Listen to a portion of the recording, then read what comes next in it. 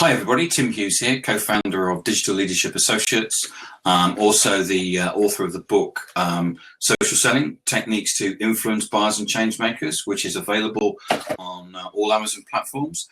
Hello Chris, hey, how you doing? Hi Tim, good, thank you. Good, fantastic to see you on a rainy London day. I know, it's really miserable, I'm afraid. I think autumn's over, we're into winter now, aren't we? We are indeed. So today we're talking about personal branding and how to get a personal brand and why you should have a personal brand. And so first of all, tell everybody a little bit about yourself, where they can contact you, and then get into the meat of the discussion. Okay, so I'm a marketing leader. I've been in the B2B technology sector marketing for 25 years now. With various firms, both big and small, with Hewlett-Packard, most recently with Cisco Systems, but also for smaller firms and consulting, which is what I've been doing for the last couple of months. And the best way to reach me is you can find me on LinkedIn, just Dr. Christine brackets Chris Bailey, and also on Twitter, which is @Christine Bailey. You're Christine Bailey on Twitter, aren't you? So you're easy to find, yes. Yep. Okay, cool. So tell us a little bit about how because you've been involved in social for a long time, even the days before it was actually called social. Absolutely, called social. So give us a background about that. Yes, I was first involved in social before it was called social back in 1997, and I was working for an online community called Cambridge Information Network, or CIM, which was a strategic marketing initiative for Cambridge technology partners. Okay.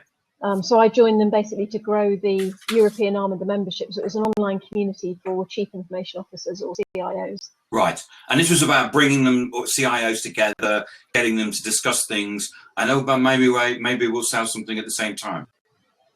Yeah, I mean, it was, as I said, it was a strategic marketing initiative for Cambridge technology partners, but there were Chinese walls, between the two organisations. So the members were it was confidential, the conversations.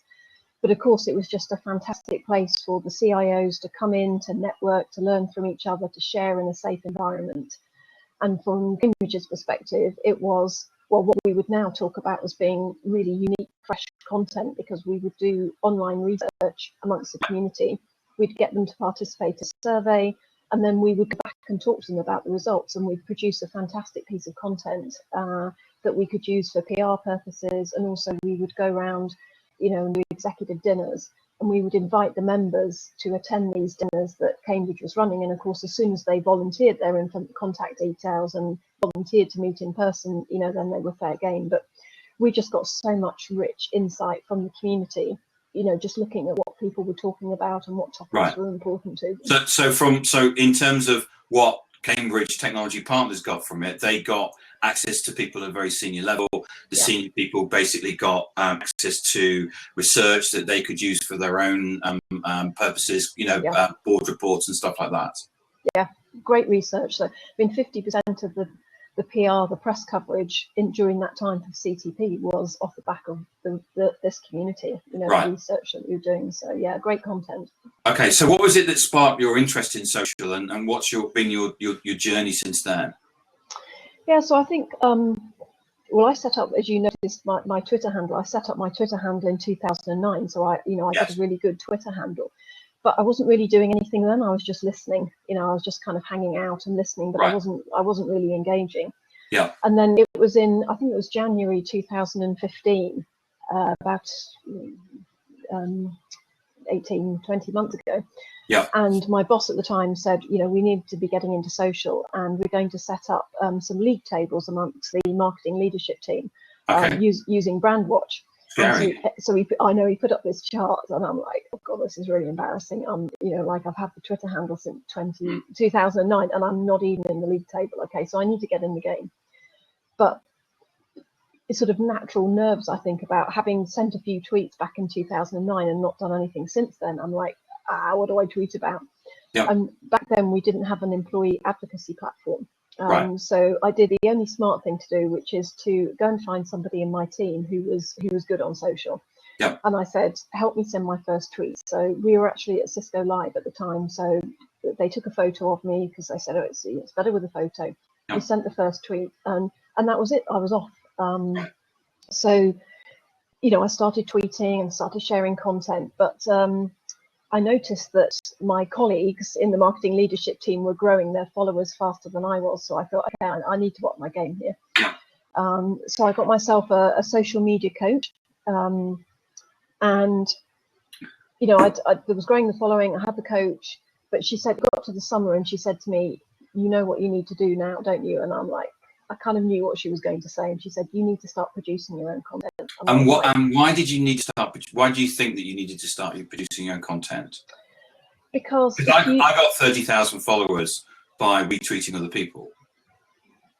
Okay, then that proves you actually don't need your own content. But I think for me, greater things happen to my profile beyond social, I would say, that came from producing my own content. Okay, and so what I found was I was at 30,000 and I plateaued. Yeah. And to go up, I needed to do something else. Yeah.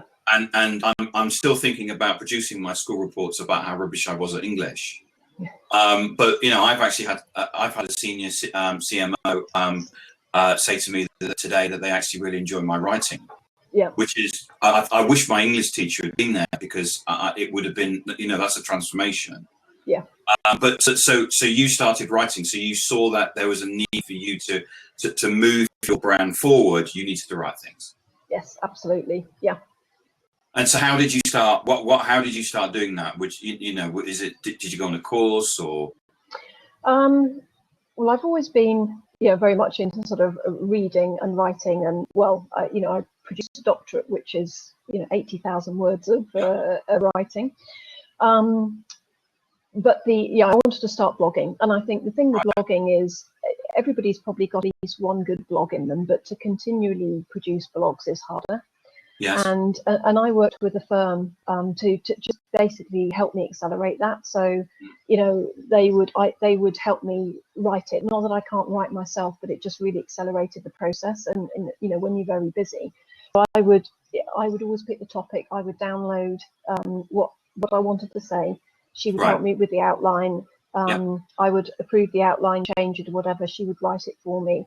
And then it would come back to me, and I would make sure I would edit it so it sounded like it sounded more like me writing it. Right. And that way we could produce. I could just work a lot faster. Right. So at the time I was also the global and the EMEA co-lead for Connected Women at Cisco. So I was alternating between blogging on marketing topics and blogging on topics about women and diversity and gender. So I was initially blogging on 2 different channels: Cisco's digital and social channel and the inclusion and diversity channel. Right. So you've basically decided that it's a subject that you want to be famous for, because we offer training to people and we offer executive coaching for people, and it's one of the things that the first thing we say is, what is it that you want to be famous for? Yeah. So we've got one customer at the moment, and they said, right, we want to be famous for blockchain, and we've actually within 2 months got them in the top 100 influencer list. Yeah. And that's and that's the way that you can say, right, what am I going to focus on? Is it cloud? Is it Internet of Things? Is it Industry 4.0? And you've really focused on women's subjects. Actually, when I was thinking about this, I thought, is that going to work? That it really is topics that really interest me. Will anybody else be interested in that combination? Because for me, it was very much about the marketing. It was about leadership, and it was about gender and diversity and women's types topics. And I did wonder how those two would marry together. The marketing, the leadership, and the women's. But it seems to have worked beautifully. Right, and you actually get inbound on this, don't you? Yes, a lot. So you get asked to speak on the subject through your blogging. You get inbound about speaking on subjects. I think you're judging in some and so you it's actually kind of one bit produces something else, and it carries on and goes on. Yeah. So I mean, obviously, I'm still networking and connecting offline or do and offline as well, and I think that's the important thing is to marry those two things. Yeah. So through connections, through the Connected Women, and also through some other contacts of mine, I came across a lady who is works in partnership with Forbes Woman, and she said to me, "I would love you to write a blog for Forbes Woman." So that was back in December 2015. I wrote my first blog on it. Was about unconscious bias. Right. And that seemed to go down very well, and I started writing further blogs for Forbes Women. So I'm now, a regular blogger for Forbes Women. And that actually, it was when that first blog went live on unconscious bias, I was contacted by the folks who run TEDx. So most people are familiar with TED Talks. TEDx is the live version of the TED Talks, and the people in it's in a theatre in Royal Tunbridge Wells have the license to do TEDx. So they contacted me and said, we saw your blog on unconscious bias. Would you be interested in coming and talking at the TEDx event?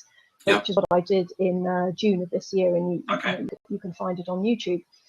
And then from that, as I say, it was a combination of the women's stuff and also the marketing blogs. I was invited to speak at the Festival of Marketing on a diversity panel.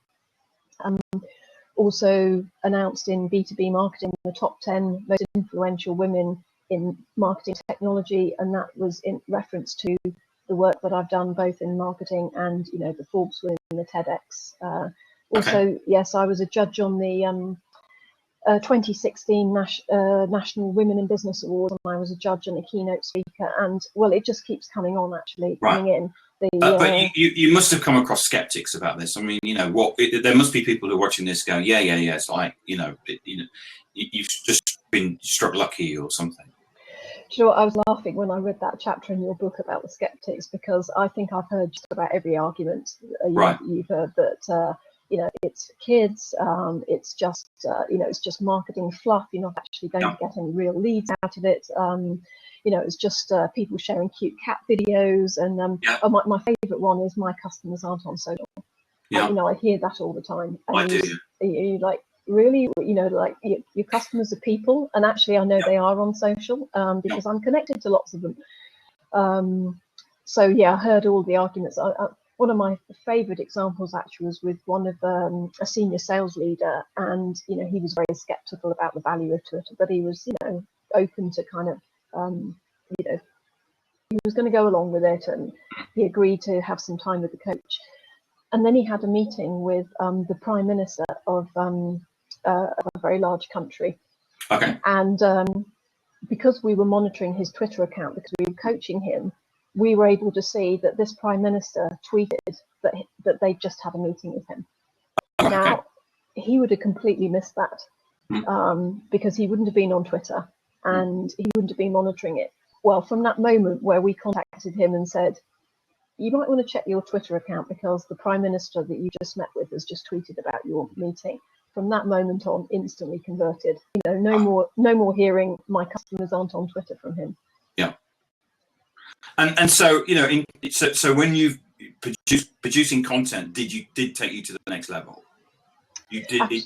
I mean, the fact that you got asked to write for Forbes, I mean, is a massive tick in the box, and therefore it's so you've seen yourself grow on that journey, and therefore, what do you see now as the most effective blog platform for you, and how do you see it going forward?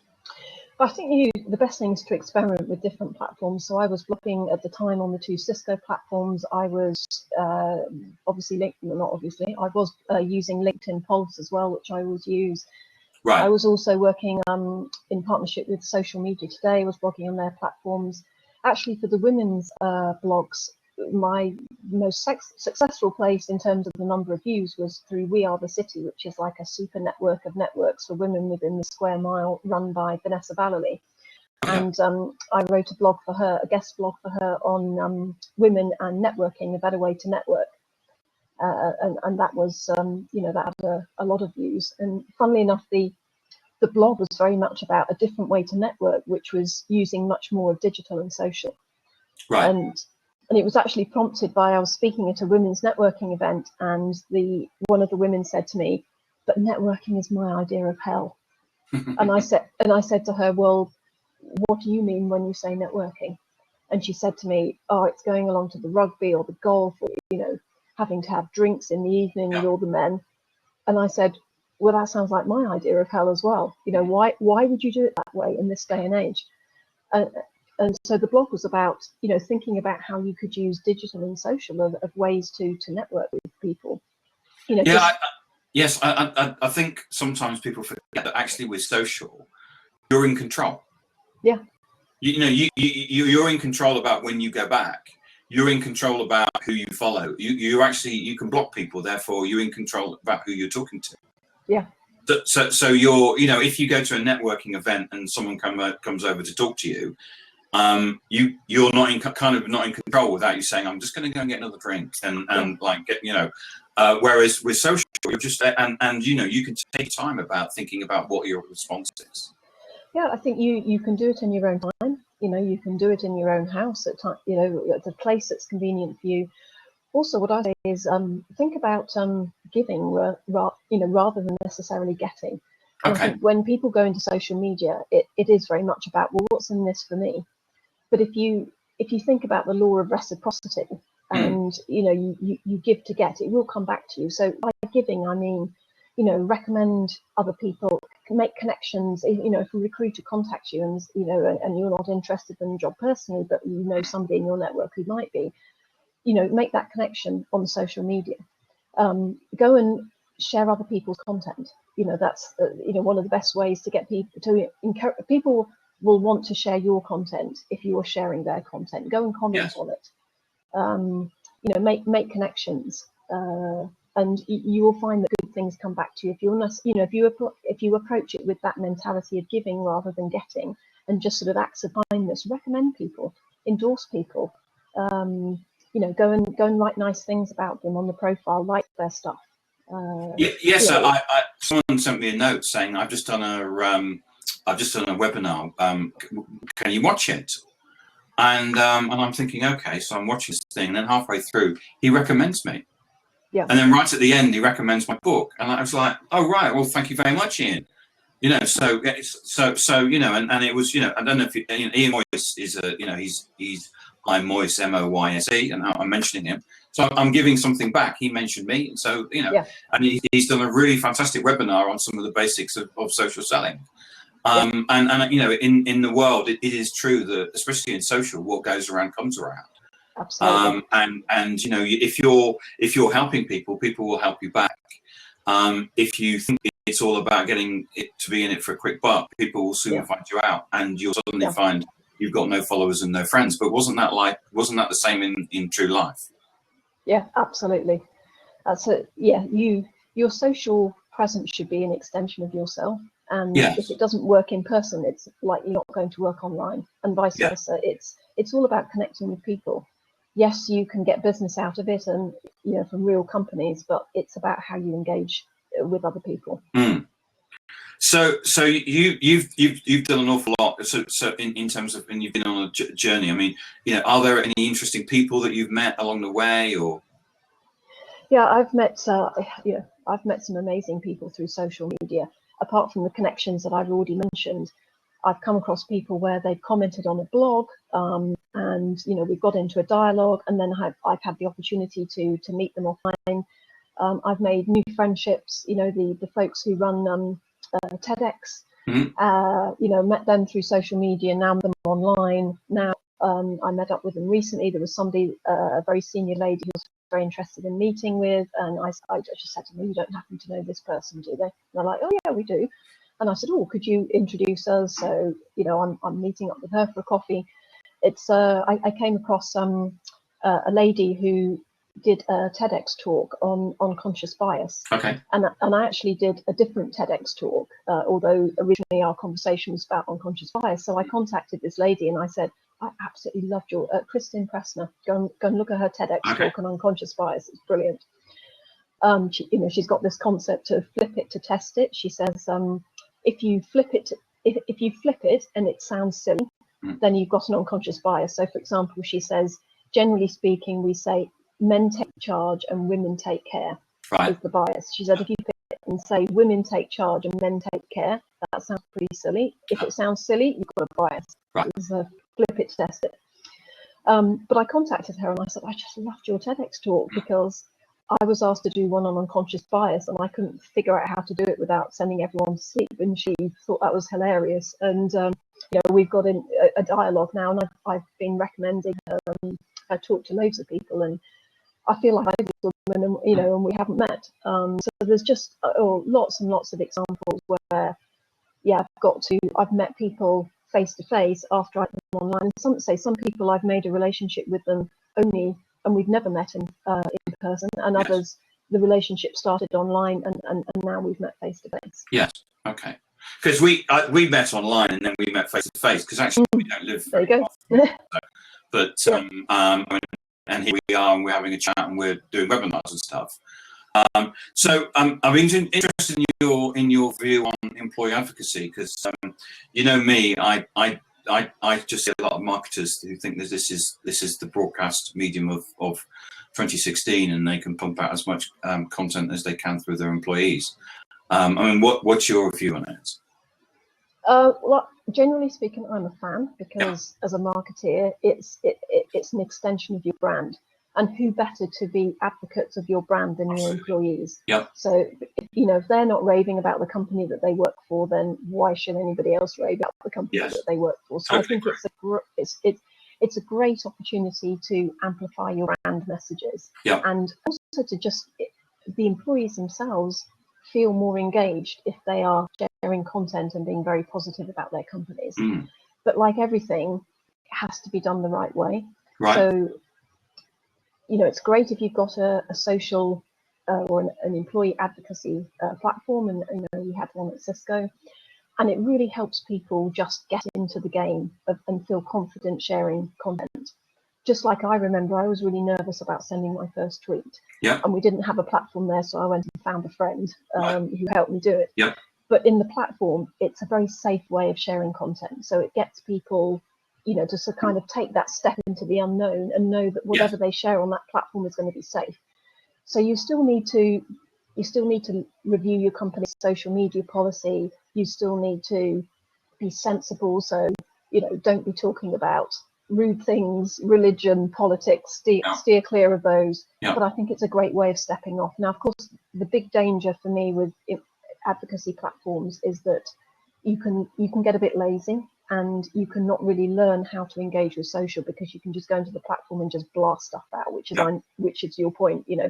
Just blasting stuff out is not good, and you can send 1,000 tweets and never actually ever go on Twitter. So you're not, you're just regurgitating other people's content, and you're not really engaging. You're not really understanding what the social game is all about if you're just literally going into the platform and you're doing it to win points or just to mass broadcast content. So if used in the right way, I think it can be a fantastic extension of your brand and really motivating for employees. But that's my only caution, is don't get lazy with it and just broadcast loads of stuff out. Okay. So what about, if you're getting into social, do you need a strategy? Absolutely. Right. We talked about this earlier. It's really important to know what it is you stand for and what kind of personality you want, to be online. I'm not saying you should pick a different one, but just it's about knowing your own personal brand and what you stand for. Think about it before you go online, because that's important. And you should have some personality as part of your brand. And I think just going into the stuff with the real basics. Set up your LinkedIn and your Twitter accounts. Have a nice photo. It should be professional, but it also shouldn't look too corporate. It should be professional but engaging. Nice, a good photo. That's really important. And the profile, your description of yourself and the type of content that you're likely to share is really, really important, because people make an instant judgment about whether they should follow you or not, depending on that profile. I do it as a matter of course. Every morning I go in, I see who my new followers are. Some of those I'll already be following, some will be new. And I click on that little profile and I make an instant judgment. Do I want to follow them back or not? Yeah. And if it's intriguing enough and they, you know, particularly people who've got a lot of followers, I'll go in and I'll see, and I'll go in and share some of their content. So not only have I followed them, but I've gone in and shared some of their content. So I think that's the sort of 101 is what it is you stand for, do a really good photo and a profile. And then the next thing is go and find some people that you want to follow. So go and, you know, be clear about the types of people that you want to be following you, and, you know, write it down. So for me, it was, you know, people who, marketing gurus, Okay. I want them. I want people who have a great social media presence. I want people who inspire me. And I've got all different categories, actually. I've got business schools, academia, I've got analysts, I've got leaders, I've got inspirational people, I've got social media gurus, I've got marketing gurus. And actually, right from the beginning, I started creating lists on Twitter. Twitter lists of this. Yeah, to put them into different categories so that I knew, okay, I want to share a mixture of this, you know, so I go into my different lists and I say, okay, if I'm looking for a great piece of some new research that's come out, or somebody that I know has always got great marketing stuff, I can quickly go to those lists and have some content to share. And I think once I look on Twitter for who are the people I admire and I want to follow, and then I find them on LinkedIn. As a matter of course, the people that you already know, you should be connecting with them on LinkedIn. That sounds like a really obvious thing to say, but so many people have not even got their regular contacts on LinkedIn. Yeah. So, you know, look who's in your network, make sure you're connected to them on LinkedIn. LinkedIn obviously has got lots of suggestions. So if somebody comes up in the suggestions box and you know that person, then connect with them, but don't just do it on the standard connect button. Make sure you personalize that invitation. And I would also say, you know, get yourself a coach. I had a fantastic social media coach, Jane Scandura. She was working at Profitector at the time, and she taught me so much. Just really simple things to get. And I was going to say, you should also read a book, and look what book I've got here. This fantastic book. So that's another way to do it. Is yeah, exactly. Is to get an expert and to find friends. I ended up being an unofficial social media coach for a lot of my colleagues and friends, actually, because they're kind of people, especially senior people, are embarrassed about you know, their lack of knowledge in social media, and they just want some help.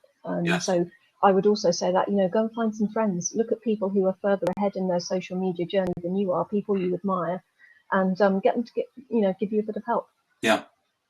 So Chris, thank you for that. We're now at about 30 minutes. So what I must say is thank you so much for your for today. Thank you for sharing your personal journey. The 30 minutes goes extremely quickly. Is there any other final pieces of wisdom you wanted to share? Well, I think going back to what I was saying earlier about what works offline is most likely to work online. You know, your social media presence should be an extension of yourself. So do it with personality, do it authentically, and you know, and have fun with it. Yeah. Good. And remind everybody again where they can get hold of you, your Twitter and your LinkedIn. Yeah, please do go and find me on LinkedIn. It's at Christine Bailey, Bailey, at Christine Bailey. And you can also find me on LinkedIn, which is, it says Dr. Christine brackets Chris Bailey. Brilliant. Thank you for your time today, Chris, and thanks for sharing your fascinating journey. Thank you. Okay. Thanks, Tim. Appreciate it. Bye-bye.